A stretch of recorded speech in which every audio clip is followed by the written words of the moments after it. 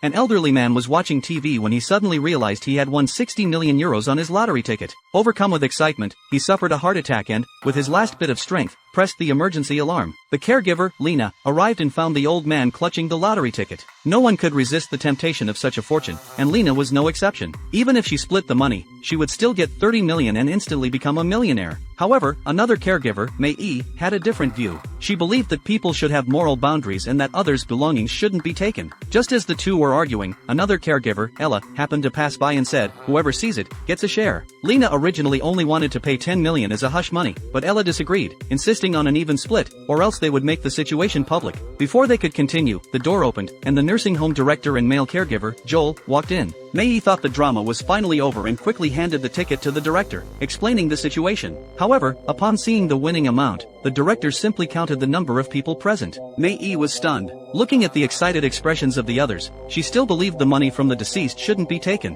but there was no way around it. As long as someone disagreed, they couldn't divide the money. Lena and Joel knew Mei was soft-hearted, so they immediately knelt down and cried, explaining how they had cared for the elderly man for many years, while the man's so-called children had never appeared. They believed they were more deserving of the inheritance. After much persuasion, Mei finally relented. The five of them went together to claim the prize and became millionaires. They realized their dreams. Lena used the money to travel the world, then bought a mansion back home and threw a celebration party for her friends. However, just as the celebrations were still going on, a piece of bad news arrived: the director had mysteriously died. After collecting his share of the money, the director went on a vacation at sea, only to be killed in a yacht crash. Ironically, the yacht's owner was also named Henry. Ella began to panic, feeling that this wasn't an accident but a curse. She took off her wig, revealing a bald head. It turned out that just a few days earlier, she had been diagnosed with cancer. She lamented how everything seemed so coincidental. Mei tried to comfort Ella, saying that even with cancer, now that they had money, there was hope for treatment. But it wasn't long before Mei attended the second funeral. Male caregiver Joel told her that Ella hadn't died from cancer but had died in a car crash on her way to chemotherapy.